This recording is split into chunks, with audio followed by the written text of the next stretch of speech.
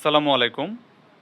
আমি আপনাদের মাঝে আজকে কিছু গুরুত্বপূর্ণ কথা বলবো যে সামাজিক যোগাযোগ মাধ্যমে একটি ভিডিও ব্যাপকভাবে ভাইরাল হয়েছে। একজন মাদ্রাসার হুজুর তার ছাত্রীর সাথে অশালীন অস্বাভাবিক কাজ করেছে এবং সেই ভিডিওটি সে ধারণ করেছে এবং সামাজিক যোগাযোগ মাধ্যমে যে কোনোভাবেই হোক প্রকাশ হয়েছে। তবে এইসব ভিডিওটি যদি আমাদের সমাজের মাধ্যমে ব্যাপক সাড়া দিয়েছে, কারণ এগুলো খুবই খারাপ এবং জঘন্যতম একটি কাজ, যে কাজটি আমাদের সমাজকে খারাপের দিকে দিনের পর দিন এগিয়ে নিয়ে যাচ্ছে। নারীদের প্রতি সম্মান ব্যাহত হচ্ছে, এমনকি দিনের পর দিন ধর্ষণের মাত্রা অতিরিক্ত বেড়ে যাচ্ছে।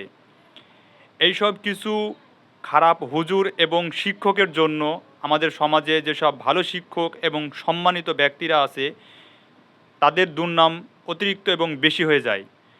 কারণ এইসব লোক সমাজের জন্য আবর্জনা। এইসব লোকের আমাদের সমাজে বেঁচে থাকার কোনো অধিকার নেই। কারণ এইসব লোক যদি আমাদের সমাজে বেঁচে থাকে, আমাদের দেশের ক্ষতি, আমাদের জাতির ক্ষতি, আমাদের মা বোনদের ক্ষতি।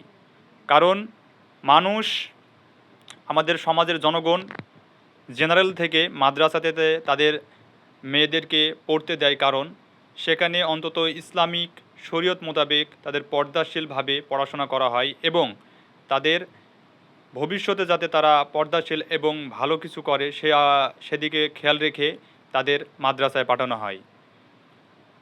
কারণ এখানে ভালো কিছু শিখবে, ভালো ব্যবহার আচার, দেখা যাবে যে ইসলামের অনেক কিছু তারা শিখতে পারবে, যাতে তাদের ভবিষ্যতে কাজে লাগবে সাংসারিক জীবনে, এবং সন্তান থাকবে তাদেরও কিছু শেখাতে পারবে। কিন্তু এখানে পড়াশোনা করতে গিয়ে কিছু খারাপ লোকের, খারাপ শিক্ষকের জন্য এইসব ছাত্রীরা মানে খুবই লজ্জাজনক বিষয়, যেটা কথাটি বলতে আমার কাছে খুবই খারাপ লাগছে। কারণ এইসব ভিডিও যারা ধারণ করে তারা ভিডিওটি ধারণ করেছে এবং সামাজিক যোগাযোগ মাধ্যমে পোস্ট করেছে। আমি প্রশাসনের দৃষ্টি আকর্ষণ করে বলবো যে এই সব হুজুরকে খুব দ্রুত আইনের আয়ত্তে আনা হোক এবং এদের ফাঁসির কার্যকর করা হোক। কারণ এরা আমাদের সমাজে যতদিন বেঁচে থাকবে, আমাদের সমাজের এবং দেশের ক্ষতি দিনের পর দিন হতে থাকবে। পিছনের দিকে যদি খেয়াল করা যায়, অনেক মা বোন এবং ছোট্ট ছোট্ট শিশু 7 থেকে 8 বছর তারা ধর্ষণ হয়েছে। খুবই দুঃখজনক বিষয়, যেটা আমাদের মানে লজ্জাজনক। আমরা পুরুষ জাতি খুবই লজ্জাজনক, কারণ এই সব খারাপ লোকের কারণে আমাদের সমাজটা ধ্বংস হয়ে যাচ্ছে।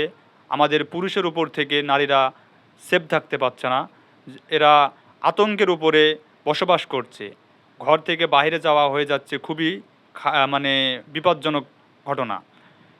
স্কুলে যদি এরকম শিক্ষা প্রতিষ্ঠানে যদি এত একটি খারাপ কাজ যদি হতে থাকে, তাহলে আমাদের মা বোনরা তাদের শিক্ষা ভুলে যাবে।